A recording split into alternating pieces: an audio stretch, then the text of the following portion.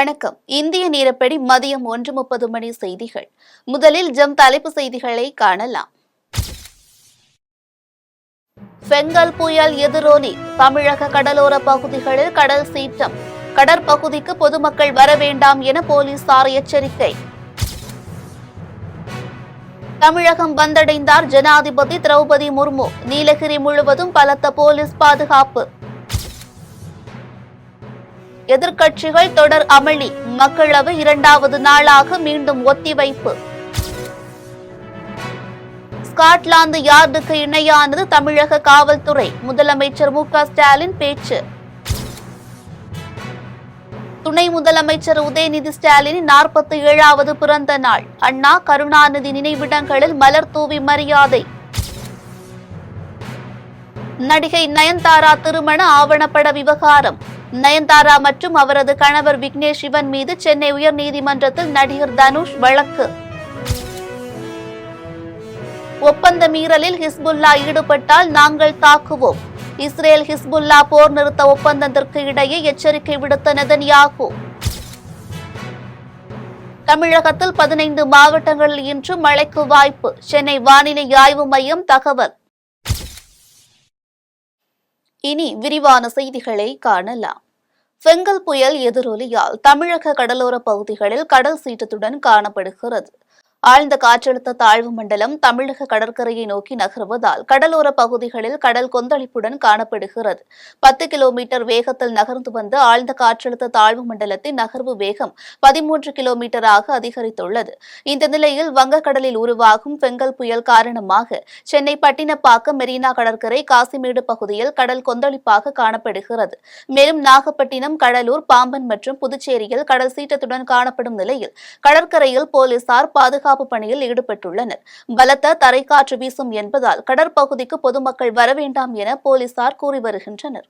ஜனாதிபதி திரௌபதி முர்மு வருகையை ஒட்டி நீலகிரி முழுவதும் பலத்த போலீஸ் பாதுகாப்பு போடப்பட்டுள்ளது. ஜனாதிபதி திரௌபதி முர்மு நீலகிரி மாவட்டத்தில் இன்று முதல் நவம்பர் 30ஆம் தேதி வரை தங்கியிருந்து பல்வேறு நிகழ்ச்சிகளில் பங்கேற்கிறார். இதற்காக 4 நாட்கள் அரசுமுறை பயணமாக இன்று நீலகிரி மாவட்டத்திற்கு வருகை தந்துள்ளார். இதையொட்டி நீலகிரி மாவட்டத்தில் பலத்த போலீஸ் பாதுகாப்பு போடப்பட்டுள்ளது.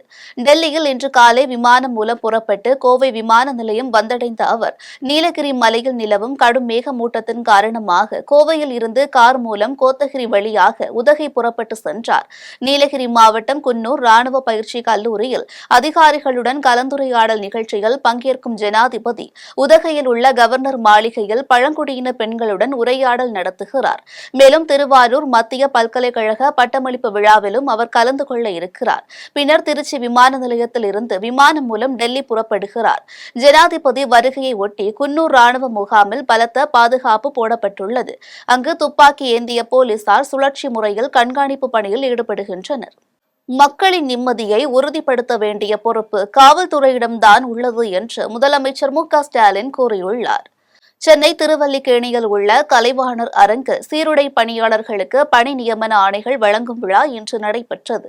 விழாவில் முதலமைச்சர் மு.க. ஸ்டாலின் கலந்து கொண்டு சீருடை பணியாளர் தேர்வு வாரியத்தால் தேர்வு செய்யப்பட்ட 3359 காவல்துறை, சிறைத்துறை, தீயணைப்பு மற்றும் மீட்பு பணிகள் துறையினருக்கு பணி நியமன ஆணைகள் வழங்கினார். பின்னர் உரையாற்றிய முதலமைச்சர் மு.க. ஸ்டாலின் ஸ்காட்லாந்து யார்டு போலீசுக்கு இணையாக தமிழக காவல்துறை செயல்பட்டு வருவதாகவும் குற்றவாளிகளை பிடிப்பதை விட குற்றங்களை தடுப்பதே முதன்மையான பணியாக இருக்க வேண்டும் என்ற அவர் பெண்களுக்கு எதிரான குற்றங்கள், போதைப் பொருளுக்கு எதிரான குற்றங்களை தடுக்க வேண்டும் என்றார். மேலும் மக்களின் நிம்மதியை உறுதிப்படுத்த வேண்டிய பொறுப்பு காவல்துறையிடம்தான் உள்ளதாக அவர் கூறினார். தமிழக துணை முதலமைச்சர் உதயநிதி ஸ்டாலினின் பிறந்த நாளையொட்டி அண்ணா கருணாநிதி நினைவிடங்களில் அவர் மரியாதை செலுத்தினார். தமிழக துணை முதலமைச்சரும் திமுக இளைஞரணி செயலாளருமான உதயநிதி ஸ்டாலின் தனது 47வது பிறந்த நாளை இன்று கொண்டாடுகிறார். இதையொட்டி அவர் சென்னை மெரினாவில் உள்ள அண்ணா கருணாநிதி நினைவிடங்கள், வேப்பேரியில் உள்ள பெரியார் நினைவிடத்தில் இன்று மரியாதை செலுத்தினார். பின்னர் ஆழ்வார்பேட்டையில் உள்ள தனது பெற்றோர் முதலமைச்சர் மு.க. ஸ்டாலின் துர்காவை சந்தித்து ஆசி பெற்றார். சாதிக்கு பிறந்தவர்களுக்கு சாதி தடை இல்லை என்பதை நிறுவுவோம் என்று முதலமைச்சர் மு.க. ஸ்டாலின் கூறியுள்ளார். இந்தியாவின் முன்னாள் பிரதமரும் சமூக நீதி காவலருமான வி.பி. சிங்கின் நினைவு தினம் இன்று அனுசரிக்கப்படுகிறது. இந்த நிலையில் வி.பி. சிங்கின் நினைவு தினத்தை ஒட்டி தமிழ்நாடு முதலமைச்சர் மு.க.ஸ்டாலின் தனது எக்ஸ் தளத்தில் வெளியிட்டுள்ள பதிவில், இந்திய வரலாற்றை புரட்டி போட்ட புரட்சியாளர், சமூக நீதி காவலர் வி.பி. சிங்கின் புகழ் ஓங்குக. உயர்கல்வியிலும் வேலை வாய்ப்புகளிலும் தலைமை பொறுப்புகளிலும் நமது திறமையால் சாதனை படைத்து அவருக்கு நன்றி செலுத்துவோம் என்றும், சாதிக்க பிறந்தவர்களுக்கு சாதி தடையில்லை என்பதை நிறுவுவோம் என்று அதில் தெரிவித்துள்ளார். கனமழை காரணமாக தமிழ்நாடு முழுவதும் இன்று நடைபெற இருந்த பல்வேறு செமஸ்டர் தேர்வுகள் ஒத்திவைக்கப்பட்டுள்ளன.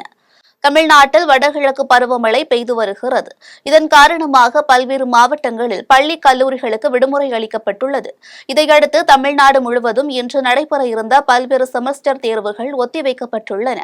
அதன்படி இன்று நடைபெற இருந்த சென்னை பல்கலைக்கழக தேர்வுகள் உள்ளிட்டவை ஒத்திவைக்கப்பட்டுள்ளன. மாற்று தேதி பின்னர் அறிவிக்கப்படும் என்றும் பல்கலைக்கழகங்கள் அறிவித்துள்ளது.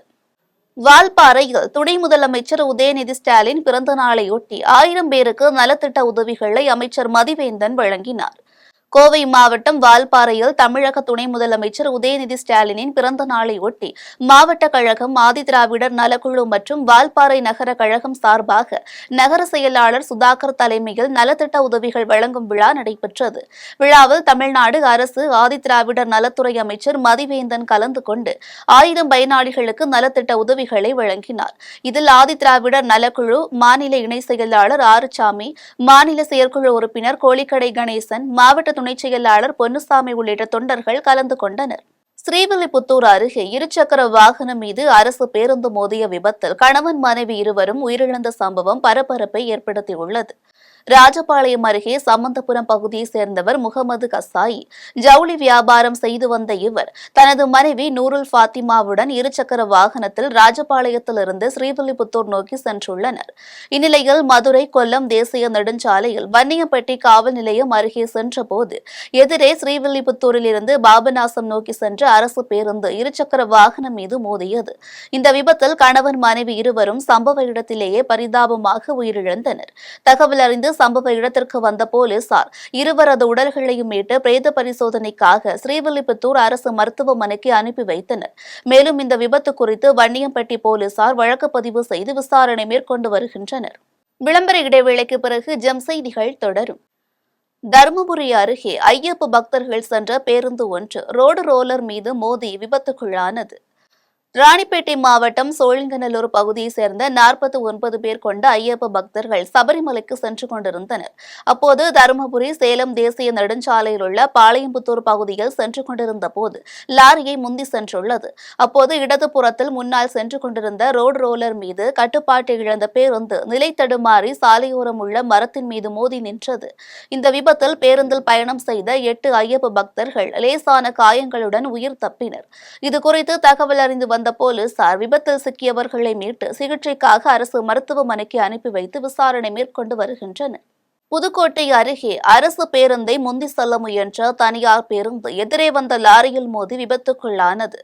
புதுக்கோட்டை மாவட்டம் கீரனூர் அடுத்த நல்லூர் சுங்கச்சாவடி அருகே திருச்சி காரைக்குடி தேசிய நெடுஞ்சாலையில் திருச்சியிலிருந்து பயணிகளை ஏற்றிக்கொண்டு சென்ற தனியார் பேருந்து முன்னால் சென்ற அரசு பேருந்தை முந்தி செல்ல முயன்ற போது எதிரே வந்த லாரியில் எதிர்பாராத விதமாக மோதியது. இந்த விபத்தில் தனியார் பேருந்தில் பயணம் செய்த புதுக்கோட்டையை சேர்ந்த ஆமினா பிவி சம்பவ இடத்திலேயே உயிரிழந்தார். மேலும் 6 பேர் காயமடைந்தனர். இதனையடுத்து காயமடைந்தவர்கள் மீட்கப்பட்டு திருச்சி அரசு மருத்துவமனையில் சிகிச்சைக்காக அனுமதிக்கப்பட்டுள்ளனர். இந்த விபத்தில் பேருந்து ஓட்டுநர் கார்த்திக், நடத்துனர் பெருமாள் இருவரும் சம்பவ இடத்திலேயே பேருந்தை விட்டுவிட்டு தப்பி ஓடிவிட்டனர். இதேபோல் லாரியின் ஓட்டுநர் முருகேசன் என்பவரும் தப்பி ஓடியுள்ளார். இதுகுறித்து மாத்தூர் போலீசார் வழக்கு பதிவு செய்து விசாரணை மேற்கொண்டு வருகின்றனர். வால்பாறையில் நடைபெற்ற திமுக ஆலோசனை மற்றும் ஆய்வுக் கூட்டத்தில் அமைச்சர் மதிவேந்தன் பங்கேற்று சிறப்புரையாற்றினார். கோவை மாவட்டம் வால்பாறையில் திமுக ஆதிதிராவிடர் நலக்குழு, கோவை மற்றும் திருப்பூர் மாவட்ட ஒருங்கிணைந்த அமைப்பாளர்கள் மற்றும் துணை அமைப்பாளர்கள் ஆலோசனை மற்றும் ஆய்வுக் கூட்டம் ஆதிதிராவிடர் நலக்குழுவின் மாநில தலைவர் கிருஷ்ணசாமி தலைமையில் நடைபெற்றது. கூட்டத்தில் தமிழ்நாடு ஆதிதிராவிடர் நலத்துறை அமைச்சர் மதிவேந்தன் சிறப்புரையாற்றினார். அப்போது 2026 சட்டப்பேரவை தேர்தலில் 200க்கும் மேற்பட்ட தொகுதிகளை வென்று மீண்டும் ஆட்சி அமைக்க பாடுபட வேண்டும் என்று கேட்டுக் கொண்டார். கூட்டத்தில் மாநில, மாவட்ட, நகர நிர்வாகிகள் பலர் கலந்து கொண்டனர். திருப்பூரில் இருசக்கர வாகனத்தில் சென்ற இளைஞர் முன்னே சென்ற வாகனத்தில் மோதிய விபத்தில் தலை நசுங்கி சம்பவ இடத்திலேயே உயிரிழந்தார். திருப்பூர் கோர்ட்டு வீதி ரயில்வே சுரங்க பாலத்தின் வழியாக இருசக்கர வாகனத்தில் அதிவேகமாக சென்ற இளைஞர் முன்னே சென்ற இருசக்கர வாகனத்தின் மீது மோதி கீழே விழுந்துள்ளார். அப்போது எதிரே வந்து கொண்டிருந்த வேனின் பின் சக்கரத்தில் சிக்கி தலை நசுங்கி சம்பவ இடத்திலேயே உயிரிழந்தார். தகவல் அறிந்து சம்பவ இடத்திற்கு வந்த திருப்பூர் வடக்கு போலீசார் உடலை கைப்பற்றி விசாரணை மேற்கொண்டனர்.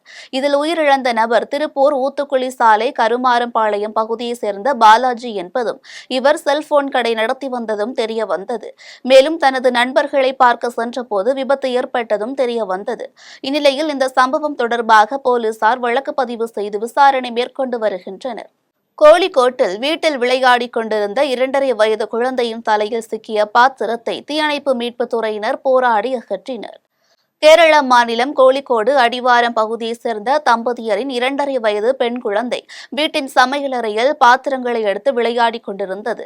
அப்போது ஸ்டீல் பாத்திரத்தை தலையில் போட்டு விளையாடிய நிலையில் எதிர்பாராத விதமாக அந்த பாத்திரம் குழந்தையின் தலையில் சிக்கிக் கொண்டது. இதுகுறித்து அளித்த தகவலின் பேரில் வந்த தீயணைப்புத்துறை வீரர்கள் போராடி குழந்தையின் தலையில் சிக்கிய பாத்திரத்தை அகற்றினர். வீட்டில் விளையாடிக் கொண்டிருந்த குழந்தையின் தலையில் பாத்திரம் சிக்கிய சம்பவம் அப்பகுதியில் பெரும் பரபரப்பை ஏற்படுத்தியது. தாம்பரம் அருகே பட்டப்பகலில் மர்ம நபர்கள் 2 பேர் மருத்துவ உதவியாளரின் முகத்தில் பட்டாக்கத்தியால் வெட்டிவிட்டு செல்போன் மற்றும் பணத்தை திருடி சென்ற சம்பவம் பரபரப்பை ஏற்படுத்தியுள்ளது. சென்னை தாம்பரம் ரயில் நிலையத்தில் அவசர உதவிக்காக நிறுத்தப்படும் ஆம்புலன்ஸில் தேவா என்பவர் மருத்துவ உதவியாளராக பணிபுரிந்து வருகிறார். இவர் தாம்பரம் பேருந்து நிலையம் அருகே நடந்து சென்று கொண்டிருந்த போது மர்ம நபர்கள் 2 பேர் அவரிடம் சென்று பணம் மற்றும் செல்போனை கேட்டுள்ளனர். அப்போது தேவா தர மறுத்ததால் அவர்கள் மறைத்து வைத்திருந்த பட்டாக்கத்தியை எடுத்து தேவாவின் முகத்தில் வெட்டிவிட்டு அவரது செல்போன் மற்றும் பண பர்ஸை பறித்து தப்பிச் சென்றுள்ளனர். இதை பார்த்த பொதுமக்கள் அவரை மீட்டு ஆம்புலன்ஸ் மூலம் குரோம்பேட்டை அரசு மருத்துவமனைக்கு அனுப்பி வைத்துள்ளனர். அங்கு அவருக்கு முகத்தில் 9 தையல் போடப்பட்டுள்ளது. இதுகுறித்து தகவல் அறிந்த தாம்பரம் குற்றப்பிரிவு போலீசார் மர்ம நபர்களை தீவிரமாக தேடி வருகின்றனர். ராமநாதபுரத்தில் கடலில் தவறு விழுந்து மாயமான மீனவர் உடலை மீட்டு தரக்கோரி மீனவரின் மனைவி மாவட்ட ஆட்சியரிடம் மனு அளித்துள்ளார். ராமநாதபுரம் மாவட்டம் ராமேஸ்வரம் நடராஜபுரத்தை சேர்ந்த சுரேஷ் என்பவர் ராமேஸ்வரம் மீன்பிடி துறைமுகத்திலிருந்து கடந்த 16ஆம் தேதி மீன்பிடிக்க சென்றுள்ளார். இவர் 17ஆம் தேதி அதிகாலை மீன்பிடித்துவிட்டு கரை திரும்பும் போது திடீரென ஏற்பட்ட உடல்நலக்குறைவு காரணமாக மீன்பிடி விசைப்படகிலிருந்து தவறி விழுந்து மாயமானார். இதுகுறித்து உறவினர்கள் அளித்த தகவலின் அடிப்படையில் 4 விசைப்படகுகள் தொடர்ந்து 2 நாட்களாக மீனவர் தவறி விழுந்த பகுதியில் தீவிரமாக தேடி வந்தனர். இந்நிலையில் தற்போது வரை மீனவர் குறித்து எந்தவிதமான தகவலும் இல்லை என்பதாலும் மீனவர் தவறி விழுந்த கடல் பகுதி இலங்கை இந்திய சர்வதேச கடல் எல்லை பகுதி என்பதால் இலங்கை கடற்படையிடம் தகவல் அளித்து இலங்கை கடற்பகுதியில் மாயமான தனது கணவரை தேடி விரைந்து மீட்டு தர வேண்டும் மற்றும் அரசால் வழங்கும் அனைத்து நிவாரண உதவிகள் கிடைக்க உதவி செய்ய வேண்டும் என்ற கோரிக்கை மனுவுடன் மாயமான மீனவரின் மனைவி சிக்கி முனியாயி மாவட்ட ஆட்சியரை சந்தித்து மனு அளித்தார். புதுச்சேரியில் சினிமா படப்பிடிப்பிற்கான கட்டணத்தை குறைத்த முதல்வர் ரங்கசாமியை நடிகர் பார்த்திபன் நேரில் சந்தித்து நன்றி தெரிவித்தார். புதுச்சேரியில் கொரோனா காலத்தின் போது சினிமா படப்பிடிப்பு கட்டணங்கள் உயர்த்தப்பட்டது. இதனையடுத்து சினிமா படப்பிடிப்பு கட்டணத்தை குறைக்க வேண்டும் என வலியுறுத்தி முதலமைச்சர் ரங்கசாமியை சந்தித்து திரைத்துறையை சார்ந்த பலர் கோரிக்கை வைத்தனர். இந்நிலையில் கோரிக்கையை ஏற்று முதலமைச்சர் ரங்கசாமி சினிமா படப்பிடிப்புகளுக்கான கட்டணத்தை குறைக்க உத்தரவிட்டார். இந்நிலையில் படப்பிடிப்புக்கான கட்டணத்தை குறைத்த முதலமைச்சர் ரங்கசாமியை நடிகரும் இயக்குநருமான பார்த்திபன் சட்டப்பேரவையில் உள்ள முதலமைச்சர் அலுவலகத்தில் நேரில் சந்தித்து நன்றி தெரிவித்தார். தொடர்ந்து செய்தியாளர்களை சந்தித்த அவர் கட்டணம் மேலும் குறைக்கப்பட்டால் புதுச்சேரியில் சுற்றுலா மேம்படும், நிறைய படப்பிடிப்பு நடைபெறும் என்றும் தெரிவித்தார். திருச்செந்தூர் கோவிலில் நடைபெற்ற உண்டியல் எண்ணும் பணியில் 3,76,00,000 ரூபாயை பக்தர்கள் காணிக்கையாக செலுத்தியுள்ளனர். திருச்செந்தூர் சுப்பிரமணிய சுவாமி கோவிலில் கோவில் அறங்காவலர் குழு தலைவர் அருள்முருகன் மற்றும் கோவில் இணை ஆணையர் ஞானசேகர் ஆகியோர் முன்னிலையில் உண்டியல்கள் எண்ணும் பணி நடைபெற்றது. இதில் 3,76,38,927 ரூபாய் உண்டியல் காணிக்கையாக கிடைத்துள்ளது. மேலும் 1,908 கிராம் தங்கப் பொருட்களும் 21,100 கிராம் வெள்ளியும் 26,100 கிராம் பித்தளையும் உண்டியலில் காணிக்கையாக பக்தர்களால் செலுத்தப்பட்டுள்ளது. மேலும் எந்த மாதமும் இல்லாத முடியாத அளவுக்கு மொத்தமாக 1234 வெளிநாட்டு கரன்சிகள் அதிக அளவில் உண்டியல் காணிக்கையாக கிடைத்துள்ளது. இது தவிர இந்தியாவில் செல்லாது என்று அறிவித்த பழைய 500, 1000, 2000 ரூபாய் நோட்டுகளும் கிடைத்துள்ளது குறிப்பிடத்தக்கது. மதுரையில் வணிகர்கள் நடத்தும் கடையடைப்பு போராட்டத்திற்கு 100க்கும் மேற்பட்ட சங்கங்கள் ஆதரவு தெரிவித்துள்ளதாக உணவுப் பொருள் வியாபாரிகள் சங்கத்தினர் தெரிவித்துள்ளனர். வாடகை கடையில் வியாபாரம் செய்து வரும் வணிகர்களுக்கான ஜிஎஸ்டி வரியை மத்திய அரசு அறிமுகப்படுத்தியுள்ளது. இதற்கு நாடு முழுவதிலும் உள்ள வணிகர்கள் தரப்பில் கடும் எதிர்ப்பு கிளம்பியுள்ளது. இதற்கிடையே உணவுப் பொருள் வியாபாரிகள் சங்க தலைவர் வேல்சங்கர், ஆலோசகர் ஜெயபிரகாசம், ஒருங்கிணைப்பாளர்கள் பழனிசாமி, திருமுருகன் ஆகியோர் கூட்டாக செய்தியாளர்களை சந்தித்தனர். அப்போது தமிழ்நாடு உணவுப் பொருள் வியாபாரிகள் சங்கம் மற்றும் மதுரை அனைத்து வணிகர் சங்கங்களின் கூட்டமைப்பின் சார்பில் மத்திய அரசின் இந்த நடவடிக்கையை கண்டித்தும் கடை வாடகைக்கு ஜிஎஸ்டி ரத்து செய்ய கோரியும் மதுரை மாவட்டத்தில் கடைகள், வணிக நிறுவனங்கள் வரும் வெள்ளிக்கிழமை முழுநேர கடையடைப்பு போராட்டத்தில் ஈடுபடுவதாக அறிவித்துள்ளதாக தெரிவித்தனர். மேலும் இந்த கடையடைப்பு போராட்டத்திற்கு 100க்கும் மேற்பட்ட சங்கங்கள் ஆதரவு தெரிவித்துள்ளதாகவும் உணவுப் பொருள் வியாபாரிகள் சங்கத்தினர் தெரிவித்தனர். 2017 ஜிஎஸ்டி அமலானதிலிருந்து பல்வேறு குழப்பங்கள் இருந்தாலும் இந்த குழப்பத்தை நிவர்த்தி செய்ய இந்திய அளவிலே அதிக முறை நிதித்துறை அமைச்சர்களும் அதிகாரிகளையும் பல முறை புதுடில்லியை சந்தித்து பல நிவாரணங்கள், பல வரி குறைப்புகள்லாம் நாங்கள் பெற்றுக் கொடுத்துருந்தோம். அதனால் எங்களுக்கு இந்த ஜிஎஸ்டியை பற்றி என்ன தகவல் வேணும்னாலும் நாங்கள் புள்ளி விவரங்களாக சொல்ல முடியும். ஆனால் சமீப காலங்களாக பல்வேறு மாறுதல்கள், மாதம் ஒரு மாறுதல் இந்த மாதிரி கொண்டு வர்றதுனால வணிகர்களும் சரி தயாரிப்பாளர்களும் ரொம்ப சிரமப்படுறாங்க. அதில் குறிப்பாக 10/10/2024 அன்று முதல் அமலுக்கு வந்திருக்கும் வாடகை கட்டிடங்களுக்கு ஆர்சிஎம் ரிவர்சல் சார்ஜ் மெக்கானிசம் என்ற ஒரு மெத்தடை கொண்டு வந்திருக்காங்க. இதை இந்தியாவில் உள்ள பல்வேறு சங்கங்கள் எதிர்க்கின்றன.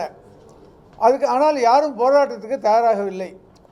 இதனால் பாதிக்கப்படுறவங்க யாருன்னு கேட்டிங்கன்னா சிறு வணிகர்கள், சிறு தயாரிப்பாளர்கள்.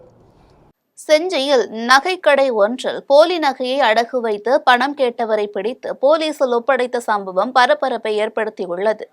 விழுப்புரம் மாவட்டம் செஞ்சி காந்தி பஜாரில் நகை கடை வைத்திருப்பவர் ராஜேஷ். இவரது கடைக்கு வந்த 50 வயது மதிக்கத்தக்க நபர் ஒருவர் மோதிரத்தை அடகு வைத்து பணம் கேட்டுள்ளார். இதையடுத்து கடை உரிமையாளர் நகையை பரிசோதித்த போது அது போலியான நகை என்பது தெரிய வந்தது. இதையடுத்து அடகு வைக்க வந்த நபரை பிடித்து கடை உரிமையாளர் தீவிரமாக விசாரணை மேற்கொண்டதில் மேலும் கைவசம் 10 போலியான மோதிரங்கள் வைத்திருப்பதை கண்டு அதிர்ச்சியடைந்து செஞ்சி காவல் நிலையத்தில் ராஜாவை ஒப்படைத்தார். இதையடுத்து போலீசார் அவரிடம் தீவிர விசாரணை மேற்கொண்டதில் விழுப்புரத்தில் நகை வடிவமைக்கும் ஆசாரி தொழில் செய்து வரும் பாபு என்பவர் போலியான நகைகளை கொடுத்து செஞ்சி, திண்டிவனம் உள்ளிட்ட நகரங்களில் உள்ள அடகு கடைகளில் அடகு வைத்து பணம் பெற்று வருமாறு அனுப்பியதாக போலீசில் கொடுத்த வாக்குமூலத்தின் அடிப்படையில் போலீசார் ஆசாரி பாபுவை தீவிரமாக தேடி வருகின்றனர். அரசு அறிவித்தும் பட்டா வழங்காத ஓமலூர் வட்டாட்சியரை கண்டித்து மாற்றுத்திறனாளிகள் குடியேறும் போராட்டத்தில் ஈடுபட்ட சம்பவம் பரபரப்பை ஏற்படுத்தியுள்ளது. சேலம் மாவட்டம் மூங்கில்பாடி ஊராட்சியில் உள்ள சோரையங்காடு பகுதியில் அரசுக்கு சொந்தமான 2 ஏக்கர் நத்தம் புறம்போக்கு நிலம் உள்ளது. இங்கு ஓமலூர், கருப்பூர், குள்ளக்கவுண்டம்பட்டி, மூங்கில்பாடி உள்ளிட்ட கிராமங்களைச் சேர்ந்த 37 மாற்றுத்திறனாளிகளுக்கு இலவச வீட்டுமனைகள் ஒதுக்கப்பட்டுள்ளதாக அமைச்சர் KN நேரு முன்னிலையில் மாற்றுத்திறனாளிகளுக்கு அறிவிப்பு ஆணை வழங்கப்பட்டது. இந்நிலையில் 3 ஆண்டுகளுக்கு மேலாகியும் 2 வட்டாட்சியர்கள் மாறியும் தற்போது வரை மாற்றுத்திறனாளிகளுக்கு இடம் ஒதுக்கப்பட்டு அளவீடு செய்து பட்டா வழங்கப்படவில்லை என கூறப்படுகிறது. இதனால் ஆத்திரமடைந்த மாற்றுத்திறனாளிகள் சமையல் செய்யும் பாத்திரங்கள் மற்றும் கேஸ் அடுப்பு, பாய் போன்ற வீட்டு உபயோக பொருட்களுடன் ஓமலூர் வட்டாட்சியர் அலுவலகத்தில் திரண்டனர். இதையடுத்து மாற்றுத்திறனாளிகளிடம் ஓமலூர் வட்டாட்சியர் ரவிக்குமார் மற்றும் ஓமலூர் டிஎஸ்பி சஞ்சீவ்குமார் தலைமையில் காவல்துறையினர் பேச்சுவார்த்தையில் ஈடுபட்ட போது ஓமலூர் வட்டாட்சியர் மாற்றுத்திறனாளிகளை வெளியே போயா என கூறியதால் பரபரப்பு ஏற்பட்டது. இதனையடுத்து 1 மாதத்தில் மாற்றுத்திறனாளிகளுக்கு பட்டா வழங்க ஏற்பாடு செய்யப்படும் என வட்டாட்சியர் உறுதியளித்ததை தொடர்ந்து மாற்றுத்திறனாளிகள் அங்கிருந்து கலைந்து சென்றனர்.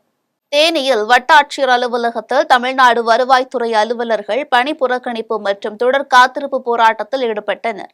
தேனி மாவட்டம் ஆண்டிப்பட்டி வட்டாட்சியர் அலுவலகத்தில் தமிழ்நாடு வருவாய்த்துறை அலுவலர் சங்கம் சார்பில் பல்வேறு கோரிக்கைகளை வலியுறுத்தி 3ஆம் கட்ட பணி புறக்கணிப்பு மற்றும் தொடர் காத்திருப்பு போராட்டம் நடைபெற்றது. போராட்டத்திற்கு சங்கத்தின் மாவட்ட செயலாளர் ஆண்டிப்பட்டி வட்டாட்சியர் கண்ணன் தலைமை தாங்கினார். இதில் முதுநிலை, இளநிலை வருவாய் ஆய்வாளர் பெயர் மாற்ற விதித்திருத்த அரசாணையை உடனே வெளியிட வேண்டும், 3 ஆண்டுகளுக்கு மேற்பட்ட அலுவலக உதவியாளர் காலி பணியிடங்களை உடனடியாக நிரப்ப வேண்டும் என்பன உள்ளிட்ட பல்வேறு கோரிக்கைகளை வலியுறுத்தி பணிகளை புறக்கணித்து தொடர் காத்திருப்பு போராட்டத்தில் ஈடுபட்டனர். மேலும் தங்களது கோரிக்கைகளை நிறைவேற்றும் வரை தொடர் போராட்டம் நடைபெறும் என்று வருவாய்த்துறை அலுவலர்கள் தெரிவித்தனர். புதுச்சேரியில் நடைபெற்ற காங்கிரஸ் நிர்வாகிகள் ஆலோசனை கூட்டத்தில் பல்வேறு தீர்மானங்கள் நிறைவேற்றப்பட்டது. புதுச்சேரி கிழக்கு கடற்கரை சாலையில் உள்ள என்ஆர் காங்கிரஸ் தலைமை அலுவலகத்தில் நிர்வாகிகள் ஆலோசனை கூட்டம் நடைபெற்றது. கூட்டத்திற்கு அமைச்சர் லட்சுமி நாராயணன் தலைமை வகித்தார். இதில் மாநில மற்றும் தொகுதி வாரியாக நிர்வாகிகளை நியமிப்பது, இளைஞர் அணி, மகளிர் அணி, வழக்கறிஞர் அணி, விவசாயிகள் அணி உட்பட பல்வேறு அணிகளுக்கு நிர்வாகிகள் நியமிப்பது தொடர்பாக ஆலோசிக்கப்பட்டது. மேலும் 2026 சட்டமன்ற தேர்தலில் மீண்டும் ஆட்சி அமைக்க தீவிரமாக பணி செய்வது உள்ளிட்ட தீர்மானங்கள் நிறைவேற்றப்பட்டது. இதில் முன்னாள் சட்டமன்ற உறுப்பினர்கள் உட்பட நிர்வாகிகள் மற்றும் தொண்டர்கள் திரளானோர் கலந்து கொண்டனர். முன்னெச்சரிக்கை நடவடிக்கையாக தேசிய பேரிடர் மீட்புக் குழு, தமிழ்நாடு பேரிடர் மீட்புக் குழு கடலூர் வந்தடைந்தனர். வங்கக்கடலில் உருவாகியுள்ள பெங்கல் புயல் காரணமாக கடலூர் மாவட்டத்திற்கு ரெட் அலர்ட் எச்சரிக்கை விடுக்கப்பட்டுள்ளது. இதன் காரணமாக முன்னெச்சரிக்கை நடவடிக்கையாக உதவி ஆய்வாளர் சஞ்சீவ் தேஸ்வால் தலைமையில் 25 பேர் கொண்ட தேசிய பேரிடர் மீட்புக் குழுவும், உதவி ஆய்வாளர் ராஜகோபால் தலைமையிலான தமிழ்நாடு பேரிடர் மீட்புக் குழுவும் கடலூர் வந்தடைந்தனர். பின்னர் ஆட்சியர் அலுவலகத்தில் மாவட்ட ஆட்சியர் சிபி ஆதித்ய செந்தில்குமாரை சந்தித்து முகாமுக்கு சென்றடைந்தனர். புயல் பாதுகாப்பு மையங்கள் மற்றும் தற்காலிக மையங்கள் என 43 இடங்கள் ஏற்பாடு செய்யப்பட்டுள்ளது. தமிழகத்தின் பல்வேறு பகுதிகளில் நடைபெற்ற சில நிகழ்வுகளை ஒரு சிறிய தொகுப்பாக காணலாம். மதுரை மாவட்டம் மேலூரில் சார்பு நீதிமன்றம் முன்பாக இந்திய அரசு அமைப்பு சட்ட முகப்புரை உறுதிமொழி ஏற்பு கூட்டம் நடைபெற்றது. கூட்டத்திற்கு மதுரை வடக்கு வழக்கறிஞர் அணி அமைப்பாளர் கலாநிதி தலைமை வகித்தார். இதில் ஏராளமான வழக்கறிஞர்கள் கலந்து கொண்டு உறுதிமொழி ஏற்றனர். இதில் வழக்கறிஞர்கள், மேலூர் நகரமன்ற தலைவர் முகமது யாசின் உள்ளிட்டோர் கலந்து கொண்டனர். வேலூர் மாவட்டம் குடியாத்தம் புதிய பேருந்து நிலையம் அருகில் இந்திய அரசியலமைப்பு சட்டத்தின் 75வது ஆண்டு தினத்தை ஒட்டி மாவட்ட காங்கிரஸ் கட்சி சார்பில் உறுதிமொழி ஏற்றும் நிகழ்ச்சி நடைபெற்றது. நகர தலைவர் விஜயன் தலைமையில் நடைபெற்ற இந்த நிகழ்ச்சியில் கட்சி நிர்வாகிகள் உறுதிமொழியினை ஏற்றனர். இதில் முன்னாள் மாவட்ட தலைவர் வழக்கறிஞர் மோகன்ராஜ் உள்ளிட்ட பலர் கலந்து கொண்டனர். கடலூர் மாவட்டம் சீமாட்டி சிக்னல் அருகே பாமக கிழக்கு மாவட்ட செயலாளர் முத்துகிருஷ்ணன் தலைமையில் தமிழக முதல்வரை கண்டித்து ஆர்ப்பாட்டம் நடைபெற்றது. இதில் தமிழக முதல்வர் பேசியதை பொதுவெளியில் மன்னிப்பு கேட்க கோரியும் கோஷங்களை எழுப்பினர். இந்நிலையில் அனுமதியின்றி ஆர்ப்பாட்டத்தில் ஈடுபட்ட 200க்கும் மேற்பட்ட பாமகவினரை போலீசார் கைது செய்து தனியார் திருமண மண்டபத்தில் அடைத்தனர். ராணிப்பேட்டை மாவட்டம் அரக்கோணம் ஒருங்கிணைந்த நீதிமன்ற பார் கவுன்சில் சார்பில் 75வது இந்திய அரசியலமைப்பு தின உறுதிமொழி ஏற்பு நிகழ்ச்சி செயலாளர் தமிழ்மாறன் தலைமையில் நடைபெற்றது. இதில் பார் கவுன்சில் தலைவர் வீரராகவன் கலந்து கொண்டு அம்பேத்கர் திருவுருவ படத்திற்கு மாலை அணிவித்து மலர் தூவி மரியாதை செலுத்தினார். இதனைத் தொடர்ந்து பார் கவுன்சில் வழக்கறிஞர்கள் அனைவரும் கலந்து கொண்டு உறுதிமொழியை ஏற்றனர். திருவண்ணாமலை மாவட்டம் வந்தவாசி பழைய பேருந்து நிலையம் அருகில் பாமக மாநில அமைப்பு செயலாளர் திருமாவளவன் உள்ளிட்டோர் தலைமையில் ஆர்ப்பாட்டம் நடைபெற்றது. ஆர்ப்பாட்டத்தில் பாமக நிறுவன தலைவர் டாக்டர் ராமதாஸ் குறித்து அவதூறாக பேசிய தமிழ்நாடு முதலமைச்சர் மு.க. ஸ்டாலின் மன்னிப்பு கோர வேண்டும் என்பன உள்ளிட்ட முழக்கங்கள் எழுப்பப்பட்டது. இதனைத் தொடர்ந்து அனுமதியின்றி ஆர்ப்பாட்டத்தில் ஈடுபட்ட 200க்கும் மேற்பட்ட பாமகவினரை போலீசார் கைது செய்து தனியார் மண்டபத்தில் அடைத்தனர். வேலூர் மாவட்டம் வேலூர் அண்ணா கலையரங்கம் அருகில் அரசு ஊழியர்கள், ஆசிரியர் மற்றும் மத்திய மாநில பொதுத்துறை அரசு ஊழியர்கள் சங்கங்களின் கூட்டமைப்பின் சார்பில் ஒன்றிய அரசின் தொழிலாளர்கள் விரோத போக்கை கண்டித்து ஆர்ப்பாட்டம் நடைபெற்றது. இந்த ஆர்ப்பாட்டத்தில் 20 அம்ச கோரிக்கைகள் வலியுறுத்தப்பட்டது. ஆர்ப்பாட்டத்தில் பல்வேறு சங்கங்களில் இருந்து 100க்கும் மேற்பட்டோர் கலந்து கொண்டு கோஷங்களையும் முழக்கங்களையும் எழுப்பினர். அரசியலமைப்பு சாசன தினத்தை ஒட்டி விடுதலை சிறுத்தைகள் கட்சியின் சார்பில் மாவட்ட செயலாளர் எழிலரசு தலைமையில் புரட்சியாளர் அம்பேத்கர் சிலைக்கு மாலை அணிவித்து வீர வணக்கம் செலுத்தப்பட்டது. அப்போது பிறப்பின் அடிப்படையிலான உயர்வு, தாழ்வு எனும் பாகுபாடுகளை களைந்து அனைவருக்கும் சமநீதி, சுதந்திரம், சமத்துவம், சகோதரத்துவம் பேணப்பட வேண்டும் என்று உறுதிமொழி ஏற்கப்பட்டது. இதில் அகர முரளி, ஆட்டோ சார்லஸ், திருமாதாசன், சிறுமலூர் தயாளன், கட்டவாக்கம் தியாகராஜன், கிரி, பாபு, தினேஷ், கணேஷ் உட்பட பலர் பலர் கலந்து கொண்டனர். விருதுநகர் மாவட்டம் ஸ்ரீவில்லிபுத்தூரில் இந்திய அரசியலமைப்பு சட்டம் 75வது ஆண்டு கொண்டாட்டத்தை ஒட்டி இந்திய அரசியலமைப்பு சட்டங்கள் குறித்த விழிப்புணர்வை ஏற்படுத்துவதற்காக பள்ளி மாணவர்கள் பங்கேற்ற பேரணி நடைபெற்றது. பேரணியை மாவட்ட முதன்மை நீதிமன்ற நீதிபதி ஜெயக்குமார் கொடியசைத்து துவக்கி வைத்தார். பேரணியில் பங்கேற்ற மாணவர்கள் பொதுமக்களுக்கு விழிப்புணர்வு ஏற்படுத்தும் வகையில் இந்திய அரசியலமைப்பு சட்டம் குறித்த பதாகைகளை ஏந்தி வந்தனர். கரூர் பேருந்து நிலையத்திற்கு வெளியே செயல்பட்டு வரும் மதுபான கடையில் சுமார் 35 வயது மதிக்கத்தக்க இளம்பெண் ஒருவர் மதுபானம் அருந்திவிட்டு சத்தமாக பேசிக் கொண்டிருந்துள்ளார். தகவல் அறிந்து சம்பவ இடத்திற்கு வந்த கரூர் அனைத்து மகளிர் காவல்துறையினர் மேற்கொண்ட விசாரணையில் அந்த இளம்பெண் பல்லடத்தை சேர்ந்தவர் என தெரிய வந்துள்ளது. மேலும் தன்னுடன் வந்த நபர் 5000 ரூபாயை பறித்துச் சென்றதாக கூறி அந்த நபரை அழைத்து வரச் சொல்லி மது போதையில் காவல்துறையினரிடம் வாக்குவாதத்தில் ஈடுபட்டுள்ளார். மேலும் முதல்வர் ஸ்டாலின் வீட்டிற்கு நேராக சென்று இது குறித்து புகார் தெரிவிப்பேன் என்று பேசியதை அங்குள்ளவர்கள் செல்போனில் படம் பிடித்து சமூக வலைதளங்களில் வெளியிட்ட நிலையில் அந்த காட்சிகள் தற்போது வைரலாகி வருகிறது. பொள்ளாச்சி காந்தி சிலை முன்பு கோவை தெற்கு மாவட்ட காங்கிரஸ் கமிட்டி சார்பில் இந்திய அரசியலமைப்பு சட்ட அமைப்பு தினத்தை ஒட்டி உறுதிமொழி ஏற்பு நிகழ்ச்சி நடைபெற்றது. தெற்கு மாவட்ட தலைவர் பகவதி தலைமையில் நடைபெற்ற இந்த உறுதிமொழி ஏற்பில் மாநில வழக்கறிஞர் பிரிவு துணைத் தலைவர் ரவி, பொள்ளாச்சி தெற்கு வட்டார தலைவர் வழக்கறிஞர் செல்வகுமார், மாவட்ட துணைத் தலைவர் வழக்கறிஞர் வித்யாசாகர் உள்ளிட்ட பலர் கலந்து கொண்டனர். இனி வருவது விளையாட்டு செய்திகள்.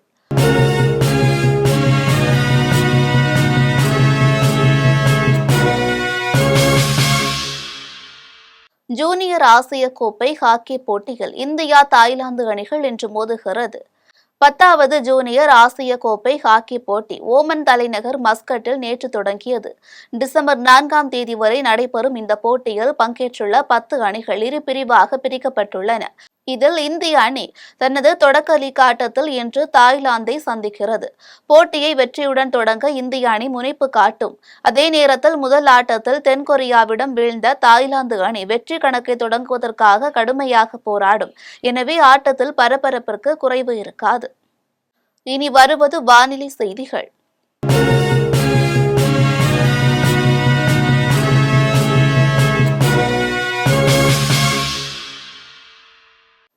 தமிழகத்தில் 15 மாவட்டங்களில் இன்று மழைக்கு வாய்ப்புள்ளதாக சென்னை வானிலை ஆய்வு மையம் தகவல் தெரிவித்துள்ளது. வங்கக்கடலில் நிலவும் ஆழ்ந்த காற்றழுத்த தாழ்வு மண்டலம் அடுத்த 12 மணி நேரத்தில் சூறாவளி புயலாக மாறும் என்று இந்திய வானிலை ஆய்வு மையம் கணித்துள்ளது.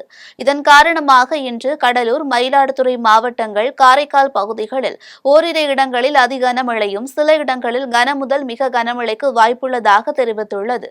இந்நிலையில் தமிழகத்தில் சென்னை, செங்கல்பட்டு, விழுப்புரம், கடலூர், மயிலாடுதுறை, நாகை, திருவாரூர், ராமநாதபுரம், தூத்துக்குடி, தஞ்சாவூர், தென்காசி, நெல்லை, கன்னியாகுமரி உள்ளிட்ட 15 மாவட்டங்களில் மழைக்கு வாய்ப்புள்ளதாக சென்னை வானிலை ஆய்வு மையம் தெரிவித்துள்ளது. இனி வருவது தங்கம், வெள்ளி விலை மற்றும் பங்குச்சந்தை நிலவரம்.